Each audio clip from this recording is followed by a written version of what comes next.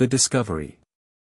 The void of space stretched endlessly before Derek Shaw's viewport, a black canvas dotted with distant stars that had become both his refuge and his prison. The gentle hum of the Iron Horizon's engines provided the only companion to his thoughts, save for the occasional status updates from Ami, his ship's AI. 15 years had passed since he traded his military uniform for a scavenger's weathered flight suit, and most days he convinced himself it was the right choice. Oxygen recyclers at 92% efficiency, Ami announced, her synthesized voice carrying a hint of personality that Derek sometimes wondered if he'd imagined. Recommended maintenance within the next solar cycle. Derek grunted in acknowledgement, his calloused fingers dancing across the worn control panel. Add it to the list. How are we looking on fuel? Current reserve sufficient for 3 more weeks at current consumption rates. However, I recommend seeking resupply within 2 weeks to maintain optimal safety margins.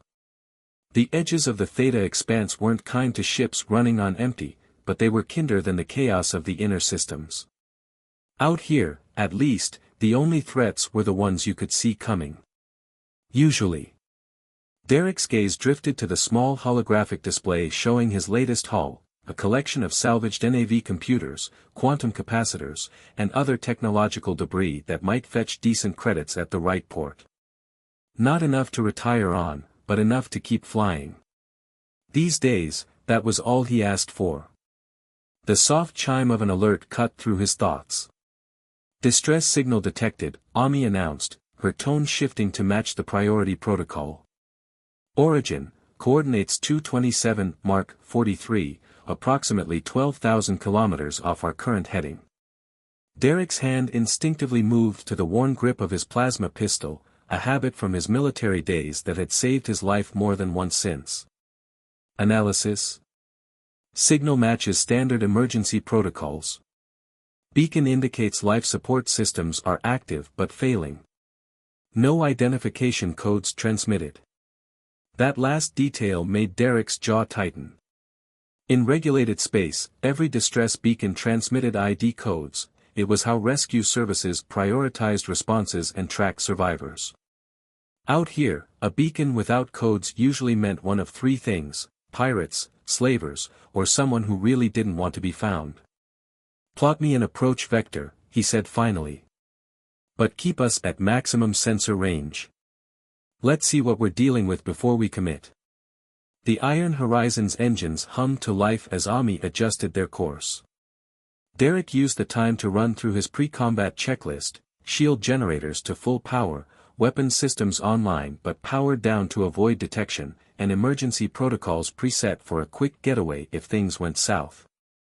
As they drew closer, the source of the signal became visible, a small moon orbiting a gas giant, its surface a canvas of gray dust and impact craters. The beacon's location appeared as a blinking red indicator on his tactical display, situated in what appeared to be the bottom of a shallow crater. I'm detecting minimal atmospheric activity, Ami reported. Surface temperature -47 degrees Celsius. No signs of active technology besides the beacon itself. Derek frowned. No ship? Negative. The signal appears to be coming from a single escape pod, partially submerged in the surface regolith. That detail made Derek sit up straighter. An escape pod meant there had to be a parent vessel somewhere, but his sensors showed nothing but debris in the surrounding space. Either the ship had been destroyed, or... Ami, scan for residual engine signatures. Anything that might tell us if there was recent activity in the area. Scanning. I detect trace elements consistent with military-grade plasma drives. The signature is approximately 72 hours old. Military. The word sent a chill down Derek's spine that had nothing to do with the environmental controls. He'd seen enough during his service to know that where military ships went, trouble usually followed. But there was still someone in that pod. Someone who might be running out of air while he sat here deliberating. Take us in, he decided. But keep the engines hot. First sign of trouble, we bug out. The Iron Horizon descended through the moon's thin atmosphere, kicking up clouds of gray dust as its landing struts touched down 50 meters from the escape pod. Through the viewport, Derek could see the pod's sleek design, definitely military, but not like any model he recognized. Its surface seemed to shimmer slightly, even in the dim light of the distant sun. Derek checked his plasma pistol's charge one final time and sealed his environment suit. Ami, keep scanning. Anything moves out there that isn't me, you let me know immediately. Understood. Be careful, Derek. He smiled despite himself. Sometimes he wondered if the AI's concern for his well-being was programmed or learned. Either way, it was nice to know something in this universe gave a damn whether he lived or died. The airlock cycled with a familiar hiss, and Derek stepped out onto the moon's surface. His boots left clear impressions in the dust as he approached the pod, his suit's external lights illuminating the way. Up close, the pod's unusual appearance became even more apparent. Its hull seemed to flow like liquid metal, with no visible seams or panels. Ami, are you seeing this? He sub-vocalized through his suit's comm, I've never seen construction like this before. Analysis indicates the material is some form of programmable matter. Technology level significantly exceeds known human capabilities. Derek's hand tightened on his pistol. Alien tech. That explained the military presence, at least. The major powers were always hunting for advanced technology they could weaponize. But if this was alien, what was inside? The pod's hatch was smooth, with no obvious opening mechanism. Derek was considering how to breach it when a seam appeared in the metal, spreading like a crack in ice. The hatch irised open with a soft whisper of escaping atmosphere. Inside, curled in a fetal position, was a child. Or something that looked like a child. Her skin had the same flowing, metallic quality as the pod's hull, and her eyes glowed with an inner light the color of distant stars. She couldn't have been more than 10 by human standards, though Derek knew that meant nothing when dealing with alien species. Those luminous eyes fixed on him, and Derek felt something he hadn't experienced in years, complete and utter awe. Help me, she whispered in perfect English, her voice carrying an ethereal quality that made the hair on the back of his neck stand up. Please. Revelation.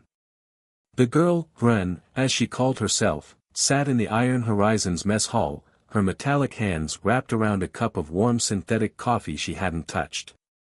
Derek watched her from across the table, trying to reconcile the apparent child before him with Ami's increasingly concerning scan results. Her cellular structure is unlike anything in my database, the AI reported, keeping her voice low as if the girl might be startled. It appears to be some form of programmable matter, similar to the escape pod but far more advanced. She's not just wearing it, Derek, she's made of it. Derek had figured that much out for himself.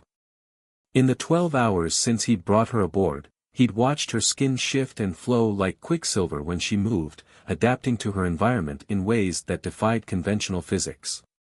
Sometimes, when she thought he wasn't looking, parts of her would become almost transparent, revealing complex geometric patterns flowing beneath her surface. Can you determine her origin? He asked, keeping his own voice quiet. Negative.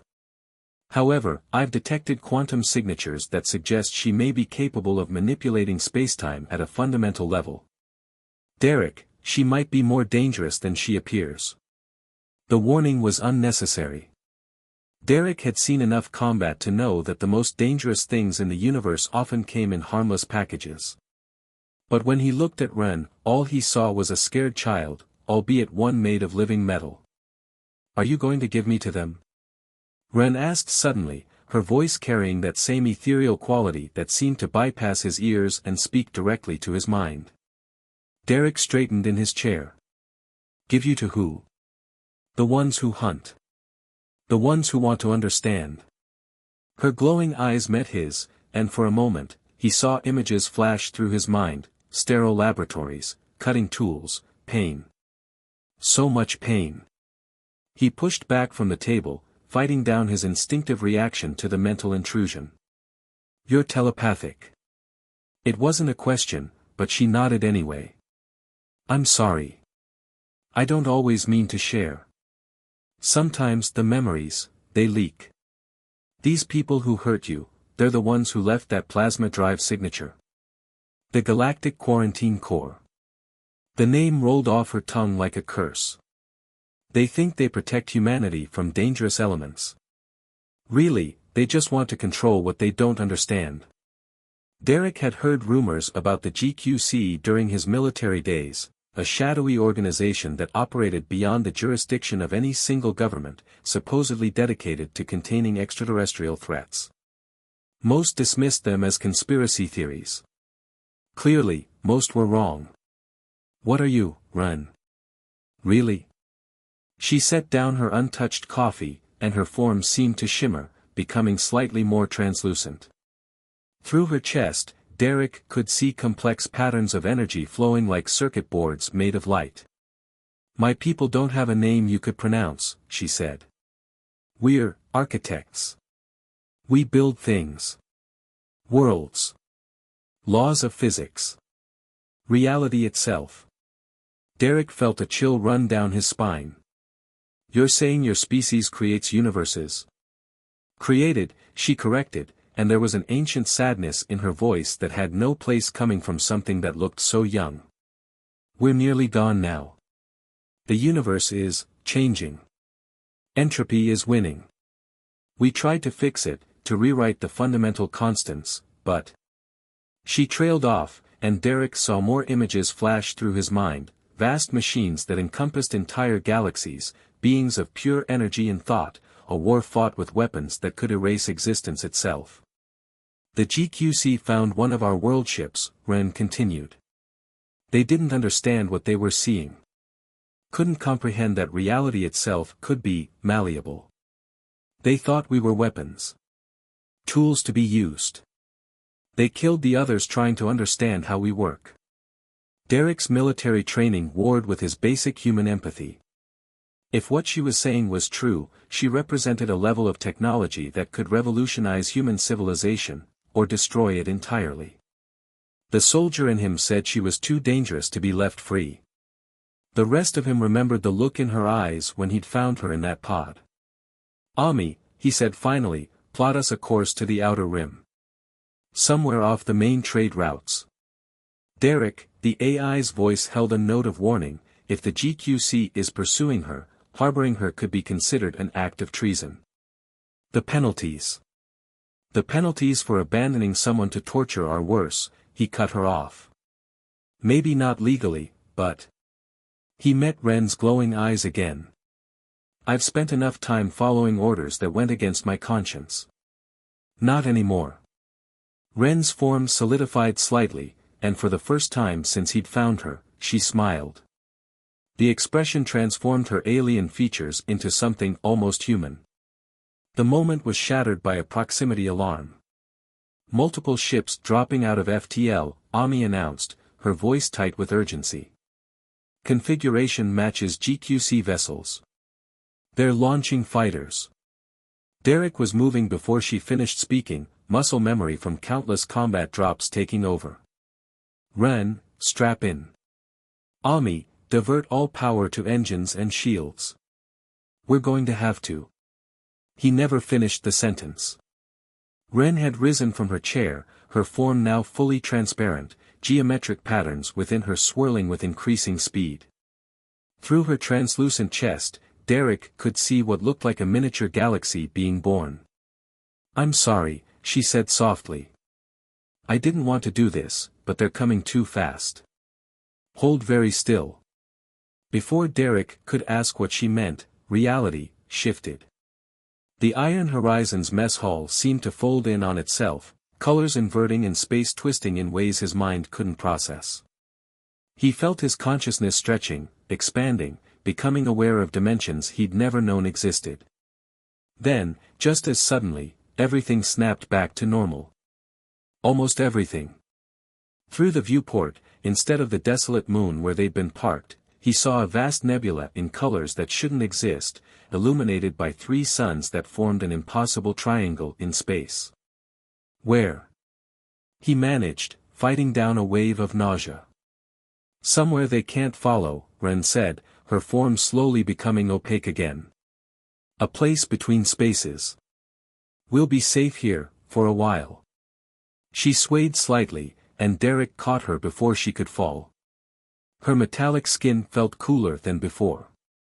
That took more energy than I expected, she admitted. I'm not fully developed yet. My abilities are still growing. Derek helped her back to her chair, his mind reeling from the implications of what he'd just witnessed. She hadn't just moved them through space, she'd rewritten the laws of physics themselves to create a pocket of reality where they could hide. Ami, he said shakily, status report. For a long moment, there was no response. When the AI finally spoke, her voice held something he'd never heard before, wonder.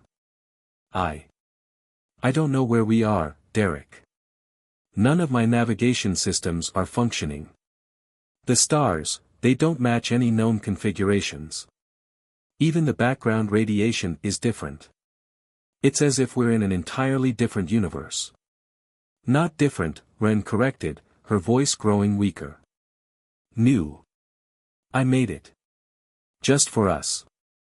But I need to rest now. Making universes is hard. Her eyes dimmed, and her form became completely solid, taking on the appearance of normal metal. Some kind of hibernation state, Derek guessed. He stared out the viewport at the impossible nebula, trying to process everything that had happened in the last few minutes. He'd gone from being a simple salvage operator to harboring perhaps the most powerful being in the galaxy, a child who could create universes but still needed someone to help her when she fell. Ami, he said finally, I think we're in for a very interesting few days. The AI's response was lost in the sound of distant thunder, if thunder could exist in space. The nebula was changing, its colors shifting like oil on water, and Derek had a feeling their adventure was just beginning. Between worlds. The rules of physics worked differently in Ren's pocket universe. Derek discovered this the hard way when he tried to plot a course through the Trisun Nebula and found that conventional navigation was useless. Light bent in impossible ways here, creating paths that seemed to loop back on themselves while somehow moving forward. I'm detecting significant quantum fluctuations, Ami reported, her voice carrying an unusual note of fascination. It's as if reality itself is still settling into place. Derek watched as streams of energy that resembled aurora borealis danced across the iron horizon's viewport. They'd been drifting in this impossible space for 3 days while Ren recovered from her universe-creating feat. The girl's metallic form remained in its solid state, positioned in the medical bay where Derek could monitor her vital signs, though even those readings defied normal understanding. Any sign of pursuit, he asked, more out of habit than necessity. The GQC couldn't follow them here, this universe hadn't existed before Ren created it. Negative, but... Ami paused, something she rarely did.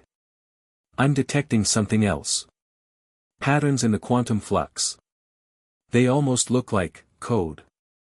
Derek leaned forward, studying the swirling colors outside. What kind of code?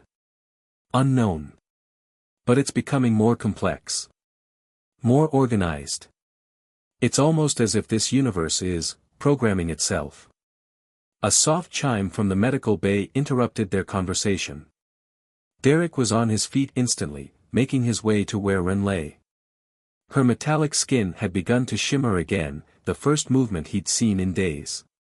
Her eyes opened slowly, their glow gradually returning to full brightness. The integration is proceeding faster than expected, she said, her voice carrying new harmonics that seemed to resonate with the ship itself. Integration? Derek asked, helping her sit up. Of this space with the greater universe. Reality doesn't like voids, it tries to fill them. The laws of physics here are still crystallizing. She stood, somewhat unsteadily, and moved to the viewport. Look. Derek followed her gaze. The nebula had changed, its chaotic swirls resolving into intricate geometric patterns that reminded him of the designs he'd seen within Ren's transparent form. My people built universes by understanding their underlying code, Ren explained. All reality is information at its core. Patterns. Programs. We learn to read them, to write them. To create spaces where different rules applied. Like this one, Derek said. Yes. But it's not stable yet. Creating a sustainable universe requires more energy than I currently possess.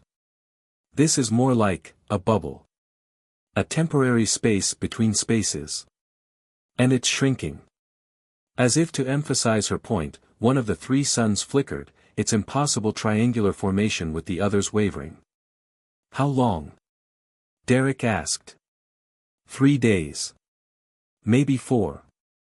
After that, this space will collapse, and will be pulled back into normal spacetime. She turned to face him, her expression grave. The GQC will be waiting. They've had time to gather their forces. Derek ran a hand through his graying hair. So we need a plan. We need more than that, Ren said. We need help. She raised her hand, and a holographic display appeared in the air between them, showing what looked like a star map, but not one of any space Derek recognized. There's somewhere we need to go first. A place where the barriers between universes are naturally thin. The Nexus, a new voice said, and Derek turned to find Ami's holographic avatar had materialized in the medical bay. The AI rarely manifested visually unless something was important. I'm detecting coordinates embedded in the quantum patterns. They point to a location in real space, the Maelstrom Nebula. Derek felt his blood run cold. The Maelstrom is a death trap. The electromagnetic interference makes navigation impossible. Ships go in, they don't come out. That's what it was designed to do, Ren said. The Maelstrom is artificial, created by my people as a gateway between realities. The electromagnetic disturbance is just camouflage for its true purpose. And what purpose is that? It's a door, she said simply. A door to where the rest of my kind fled when they realized this universe was dying. We need to reach it before this pocket universe collapses. It's the only place we'll be safe from the GQC. Derek started to object, to point out all the ways this plan could go wrong, but movement outside the viewport caught his attention. The nebula's patterns were shifting again, but this time they seemed to be forming distinct shapes. As he watched, the swirling gases coalesced into what looked like massive structures, geometric shapes that dwarfed his ship, their surfaces covered in the same flowing patterns he'd seen within Ren. What are those? He whispered. Echoes, Ren replied, her voice distant. Memories of the world ships my people built. This universe, it's drawing on my memories, using them as templates to establish its own rules. She pressed her hand against the viewport. But they're just shadows. The real ones are waiting for us in the Maelstrom. A series of alarms suddenly blared through the ship. Energy spike detected, Ami announced. The pocket universe's collapse rate is accelerating. At current progression, we have less than 48 hours before total failure. Ren swayed slightly, and Derek noticed her form was becoming transparent again, the patterns within her swirling with increasing speed. The process is consuming more energy than I anticipated. We need to decide quickly. Derek looked between the impossible structures outside his ship and the equally impossible being who had created them. He thought about the GQC, about their labs and their weapons, about the pain he'd seen in Ren's shared memories. Then he thought about his years of drifting alone through the edges of known space, telling himself he was content with solitude when really he'd just been hiding from having to make choices that mattered. Ami, he said finally, plot us a course to the Maelstrom.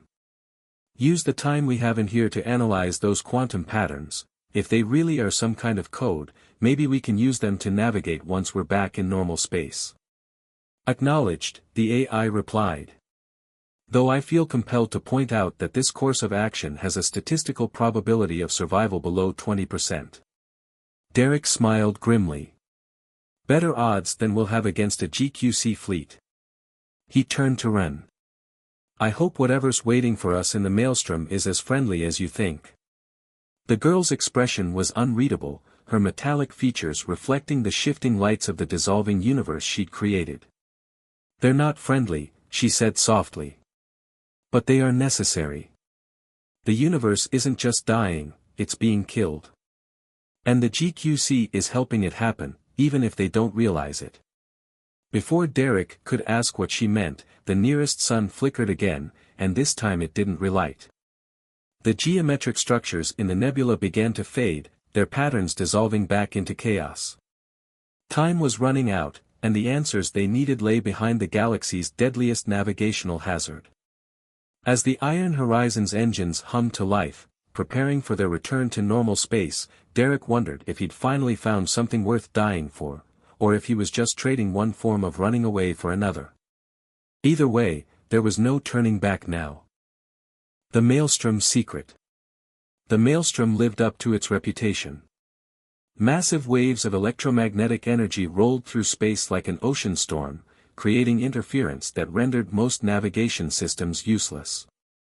The Iron Horizon's viewport showed only swirling clouds of purple and green gas, occasionally split by arcs of energy that could tear a ship apart. Shield integrity at 60%, Ami reported. The electromagnetic interference is affecting all major systems. Without the quantum navigation protocols we learned in the Pocket Universe, we'd be blind. Derek's hands were tight on the controls as he guided the ship through the chaos. The patterns they'd discovered in Ren's created universe had given them a new way to read space itself, treating reality as code that could be interpreted and predicted. It was the only thing keeping them alive in this electromagnetic soup. Ren stood behind his chair, her metallic form fully transparent now, the geometric patterns within her synchronized with the holographic displays showing their course. "We're close," she said. "The gateway resonates with frequencies only my kind can detect. Follow the harmony." As if in response to her words, the swirling energy patterns outside began to shift, forming familiar geometric shapes similar to those they'd seen in the Pocket Universe. But these weren't memories or echoes, they were real, massive structures hidden within the Maelstrom's chaos. "By all the stars," Derek breathed. "There's an entire civilization in here." "What remains of one," Ren corrected. "The world ships you see are mostly empty now. My people fled through the gateway long ago, leaving only a few behind to maintain it and watch for signs." "Signs of what?" Before she could answer, a new alert blared through the cockpit. "Multiple contacts detected," Ami announced. "GQC signatures. They followed our quantum wake from the Pocket Universe." Derek cursed. Of course they had, the GQC's scientists weren't idiots. They might not understand how Ren's people manipulated reality, but they could track the disturbances it created. "How many ships?" 3 dreadnoughts and supporting craft. "They're launching fighters. Their weapons will be largely ineffective in the Maelstrom, but if they get close enough." "They won't," Ren said. Her voice had changed, carrying harmonics that made the ship's hull vibrate. "The gateway is activating." Ahead of them, the swirling gases parted to reveal something that hurt Derek's eyes to look at, a massive structure that seemed to exist in more dimensions than human senses could process. It was like looking at a crystal that reflected every possible version of reality simultaneously. "That's our way out?" he asked, fighting down a wave of vertigo. "It's more than that," Ren said. "It's why they're really chasing us. Why they've been experimenting on my people. The GQC found evidence of the gateway's existence decades ago, but they never understood its true purpose. They think it's a weapon. And what is its true purpose? To save everything." Ren's form began to pulse with energy that matched the gateway's impossible geometries. "Reality itself is being consumed by something from outside our universe, an entity that devours entire dimensions. My people didn't flee out of fear, they went to fight it. The gateway isn't just a door between universes, it's a focal point for rewriting the fundamental laws of existence itself. New alarms blared as the GQC ships drew closer. "They're charging weapons," Ami reported. "Impact in 30 seconds. If they damage the gateway." Ren started, but her words were cut off by a massive energy surge that rocked the ship. The maelstrom's swirling gases suddenly came alive with light, and massive forms emerged from hiding, more world ships, their surfaces flowing like liquid metal. They moved to intercept the GQC fleet, their very presence seeming to bend space around them. "The Guardians," Ren whispered. "The ones left behind to protect the gateway. They'll buy us time, but not much. We have to reach the gateway before." Another explosion rocked the ship, this one closer. Through the chaos, Derek could see GQC fighters executing attack runs on the world ships, their weapons seemingly useless against the advanced technology. But there were so many of them. "Hold on," he growled, throwing the Iron Horizon into a series of maneuvers that pushed its structural integrity to the limit. They dove through gaps in the electromagnetic storm, using the quantum patterns they'd learned to predict safe passages where normal ships would be torn apart. The gateway grew larger in their viewport, its impossible geometry making Derek's head spin. This close, he could see that its surface was covered in the same flowing patterns he'd observed within Ren, but on a massive scale, as if the entire structure was a single piece of living metal. "How do we activate it?" he asked. "We don't have to," Ren said. "It's already active. The question is whether you're ready for what comes next." Derek glanced back at her. "What do you mean?" "The gateway will rewrite everything that passes through it, restructuring matter to exist in the space between universes. I can protect you, preserve your consciousness through the transition, but you won't be human anymore." "Not exactly." Another explosion rocked the ship. 15 seconds to weapons range, Ami announced. "We need to decide now." Derek thought about his life, the years in the military following orders he knew were wrong, the decades spent hiding in the Outer Rim, telling himself he was happy alone. Then he thought about the wonder he'd felt in Ren's pocket universe, seeing reality itself bend to the will of a child who could create worlds but still needed protection. "Do it," he said. Ren's form flowed forward, merging with the ship's control panel. Her consciousness expanded through the Iron Horizon systems, bridging the gap between organic and mechanical, between matter and energy, between what was possible and what merely was. The gateway's surface rippled like water as they approached, its patterns synchronizing with the ones now flowing through the ship's hull.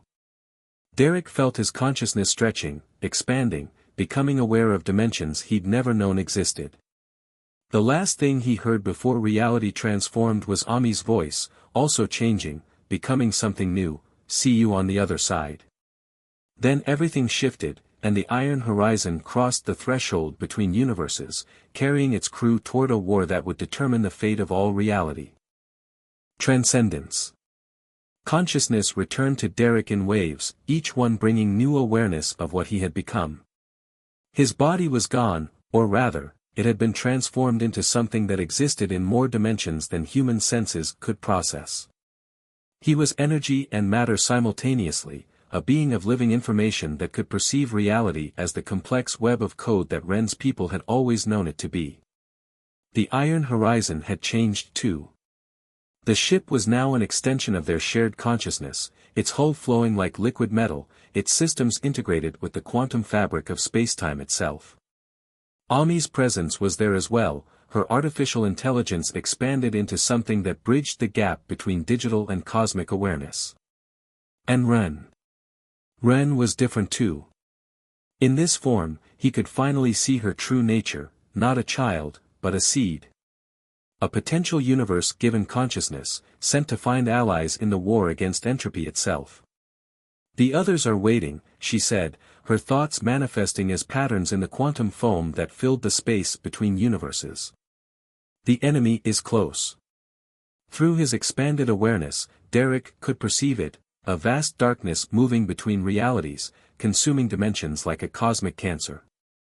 It was entropy given purpose, decay made conscious, the heat death of the universe accelerated and weaponized. The GQC's experiments, he realized, the knowledge flowing through his transformed consciousness. They weren't just studying your people. They were making holes in reality. Weakening the barriers. Yes, Ren confirmed.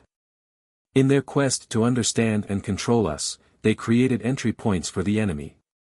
They don't understand that their actions are helping it consume everything, not just our universe, but all universes. Around them, Derek could perceive vast structures that made the world ships in the maelstrom look tiny, entire realities engineered into weapons, powered by the collective consciousness of Ren's people. They were gathering for a final stand, preparing to rewrite the fundamental laws of existence to stop the enemy's advance. But something was wrong. The quantum patterns were destabilizing, reality itself beginning to unravel as the enemy drew closer. Through the dimensional barriers, Derek could see the GQC fleet still pursuing them, their weapons now capable of affecting this space as the barriers between universes grew thinner. They're going to destroy everything, Ami's voice resonated through their shared consciousness. Their weapons are creating cascade failures in the quantum matrix. Derek felt Ren's presence shift, her energy patterns suggesting an idea that seemed impossible even in this realm of impossibilities. We can save them, she said. Show them the truth. But it will take all of us. Understanding flowed between them. The Iron Horizon wasn't just a ship anymore, in this form, it could become a bridge between realities, a means of sharing consciousness across dimensional barriers. They could show the GQC fleet exactly what they were fighting, make them understand the true nature of the war they'd unknowingly joined. It could kill us, Ami warned. Extending our consciousness that far, while maintaining the quantum stability of this space. Everything dies anyway if we don't try, Derek said. His transformed consciousness reached out, merging with Ren's, with Ami's, with the ship itself. They became a single point of awareness, a lens through which reality could be perceived in its entirety. Energy flowed through them, and suddenly they were connected to every mind on every ship in the GQC fleet. Derek felt their confusion, their fear, their desperate need to control what they didn't understand. And he showed them everything, the enemy consuming realities, the true nature of Ren's people, the cosmic war being fought in dimensions they'd never known existed.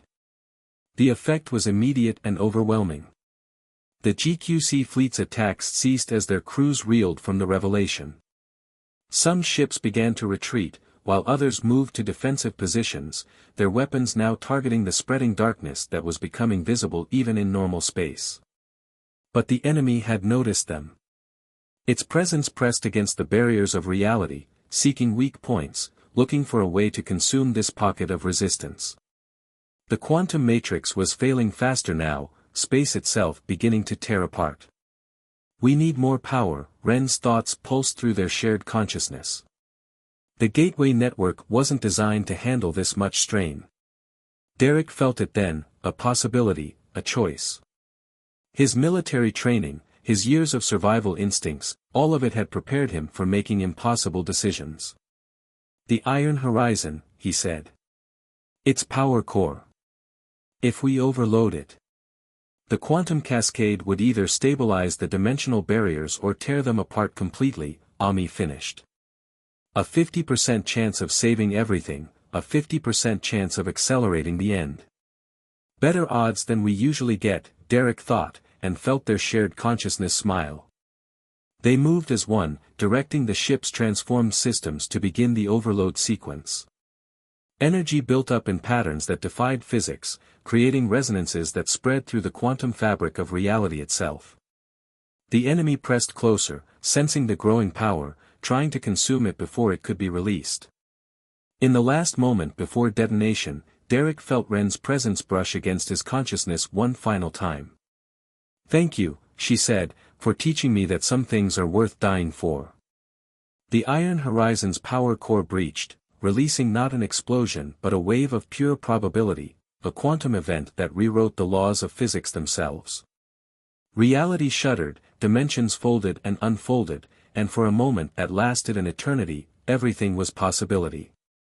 When existence stabilized, the enemy was gone, not destroyed, but sealed away behind dimensional barriers strengthened by the sacrifice of a single transformed ship and its unlikely crew.